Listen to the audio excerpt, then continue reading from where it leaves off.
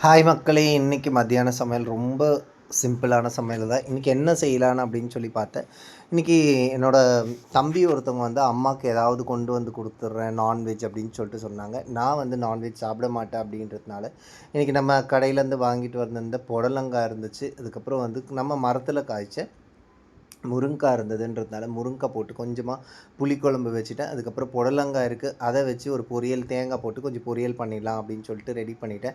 இந்த சைடு சாப்பாடு வந்து ஒலை வச்சுட்டு அது வந்து குக்கரில் வேண்டாம் அப்படின்னு சொல்லிட்டு, ஏன்னா குக்கரில் விசில் பத்தாமல் குழஞ்சி போயிடுது அப்படின்றதுனால இதை நம்ம பதம் பார்த்து வடிச்சிக்கலான்ட்டு இந்த சைடு வச்சுட்டேன். முன்னாடியே வந்து புடலங்காய்க்கு எல்லாமே கட் பண்ணி வச்சாச்சு. அதுக்கப்புறம் வெங்காயம், பச்சை மிளகா, அப்புறம் பண்ணையிலேருந்து கொண்டு வந்திருக்க கருவேப்பிலை எல்லாமே போட்டு வச்சாச்சு. அந்த சைடு வந்து பார்த்திங்கன்னா கடாயில் கொஞ்சம் எண்ணெய் ஊற்றி கடுகு, அதுக்கப்புறம் கொஞ்சம் கடலைப்பருப்பு போட்டு அது நல்லா வறுத்ததுக்கப்புறம் பார்த்திங்கன்னா அந்த வெங்காயம், அதுக்கப்புறம் பச்சை மிளகா, கருவேப்பிலை எல்லாத்தையும் போட்டு ஒரு வதக்குனதுக்கப்புறம் இந்த சைடு வந்து நல்லா கொதிச்சுட்டு இருந்தது. அதுக்குள்ளே வந்து நம்ம தண்ணி வந்து அரிசியை வந்து கழுவி போட்டுடலாம் அப்படின்னு சொல்லிட்டு கழுவி போட்டது பார்த்தேன். அந்த சைடு பார்த்திங்க அப்படின்னா வந்து கொஞ்சமாக உப்பு போட மறந்துட்டேன். ஏன்னா இதில் வந்து நான் மஞ்சள் பொடி போட மாட்டேன்.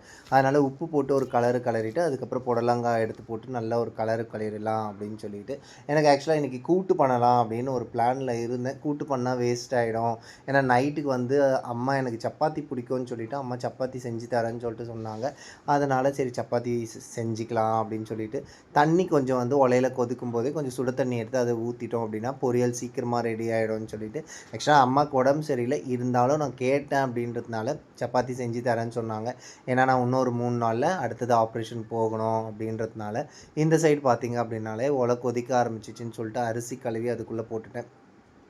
என்னதான் அவங்களால முடியல அப்படின்னாலும் பசங்க கேட்குறாங்க அப்படின்போது வந்து முடியலனாலும் அவங்க செஞ்சு தராங்க. ஏன்னா அவங்களுக்கு தெரியும் அவங்களால முடியலன்னும் போது வந்து வீட்டில் இருக்க வேலை எல்லாமே நான் தான் செய்கிறேன் அப்படின்னு சொல்லி, அதனால் நான் ஆசைப்பட்டு சப்பாத்தி கேட்டிருக்கேன்றதுனால சப்பாத்தி செஞ்சு தரேன்னாங்க. சமையல் எல்லாமே எனக்கு செய்ய தெரியும். எனக்கு ஒரு சில விஷயம் மட்டும் தெரியாதுங்க. எனக்கு எது தெரியாதுன்னா, எனக்கு பூரி செய்ய தெரியாது, சப்பாத்தி செய்ய தெரியாது. சப்பாத்தி நான் நிறைய தடவை ட்ரை பண்ணியிருக்கேன்.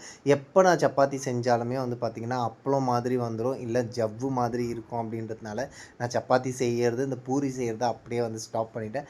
அது தாண்டி மற்ற எல்லா சமையலும் ஓரளவுக்கு செய்வேன்.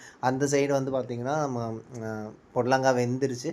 அது கூட வந்து கொஞ்சம் பெருங்காயத்தூள், அப்புறம் தேங்காய் போட்டு கலரியாச்சு.